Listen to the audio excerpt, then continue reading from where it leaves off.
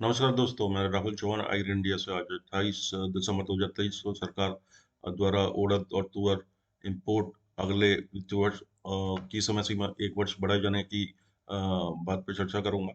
ये वीडियो केवल आपकी जानकारी के लिए बनाई गई है। कृपया कार्य अपने विवेक से करें। वीडियो पसंद आए तो इसको लाइक करें, चैनल को सब्सक्राइब करें। दोस्तों, पिछले सप्ताह मसूर का इंपोर्ट 1 साल बढ़ाकर 31 मार्च 2025 किया था। और आज सर्कुलर जारी करके उड़द और तुअर का इंपोर्ट की समय सीमा को 31 मार्च 2024 से बढ़ाकर 31 मार्च 2025 कर दिया है। उम्मीद थी कि ये होगा, क्योंकि देश में हमारा दलहनों का उत्पादन लगातार घट रहा है और विदेशों से आप जो हमारी निर्भरता है वो हमारी बढ़ रही है। इस साल तुअर का उत्पादन, उड़द के उत्पादन में गिरावट आती दिखाई दे रही है। और जिसकी वजह से इम्पोर्ट की समय सीमा को 1 साल और बढ़ाया गया, ताकि बाज़ारों पर मनोवैज्ञानिक असर पड़े और कीमतें नियंत्रण में रहें। कितना इम्पोर्ट हुआ उसकी जानकारी देना चाहूँगा। अप्रैल से नवंबर तक देश में करीब 5.36 लाख टन तुअर का इम्पोर्ट हो चुका है, जो लास्ट ईयर 4.36 लाख टन था इसी अवधि के दौरान। और 21-22 में 4.78 लाख टन था। यानी पिछले इन इन लास्ट ईयर के मुकाबले, लास्ट कम से कम सभी सालों के मुकाबले इन अप्रैल से नवंबर तक तुअर का इम्पोर्ट बढ़ा है। पिछले पूरे वित्तीय वर्ष में करीब 9 लाख टन तुअर का इम्पोर्ट हुआ था और 21-22 में 8.4 लाख टन के करीब हुआ था। इस साल मेरा मानना है कि तुअर का आयात 12 लाख टन से अधिक रह सकता है। म्यांमार में उड़द का उत्पादन 3.5 लाख टन बताया जा रहा है, तथा अफ्रीकन में अगर हम 10 लाख टन भी लें तो करीब 13.5 लाख टन देशों में तुअर की उपलब्धता बनी रहती है। और हमारे पास करीब 12 लाख टन हमें जरूरत पड़ेगी। देखना होगा कि विदेशों में, खासकर म्यांमार से इम्पोर्ट चालू होता है नहीं। अगर मैं मोजाम्बिक से अगर इम्पोर्ट चालू नहीं हुआ तो फिर हमें तुअर की उपलब्धता में हमें भविष्य में घटती दिखाई दे रही है। उड़द की बात करें तो उड़द का उत्पादन में इस साल काफी कमजोर रहा है। नवंबर 23 तक, अप्रैल से नवंबर 23 तक करीब हमने 3.9 लाख टन उड़द का इम्पोर्ट कर दिया, जो लास्ट ईयर 2.85 लाख टन था। और 21-22 में इसी अवधि के दौरान 4 लाख टन के आसपास था। यानी उड़द का इम्पोर्ट भी हमारे यहाँ बढ़ता दिखाई दे रहा है। 22-23 में कुल आयात 5.3 लाख टन रहा और 21-22 में पूरे वित्तीय वर्ष में 6.11 लाख टन इम्पोर्ट की गई है। इस साल उड़द का रिकॉर्ड इम्पोर्ट हो सकता है। कुल इम्पोर्ट 7 लाख टन के पार पहुंच सकता है, क्योंकि उड़द का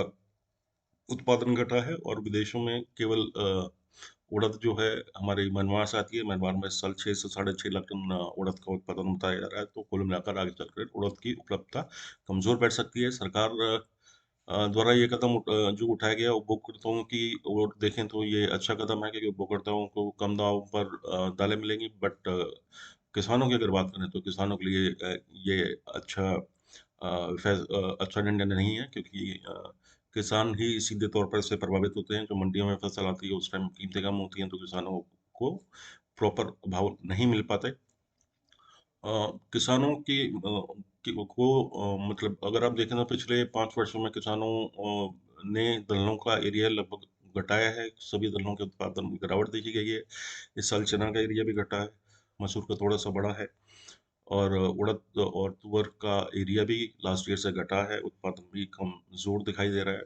अगर अ, किसानों से अगर हमें को प्रोत्साहित करना है दोनों, तो उनको हमें गारंटी के साथ जो दलने हैं वो सरकार को एमएसपी के ऊपर बोनस दे के, या जैसे अभी हो रहा है कि उड़द तुअर का जो खरीद है वो बाजार भाव पर की जाएगी। कुछ इस तरह की स्कीम्स लगातार गवर्नमेंट को डालनी पड़ेंगी, ताकि कि किसान जो है सेटिस्फाइड रहे दामों को लेकर।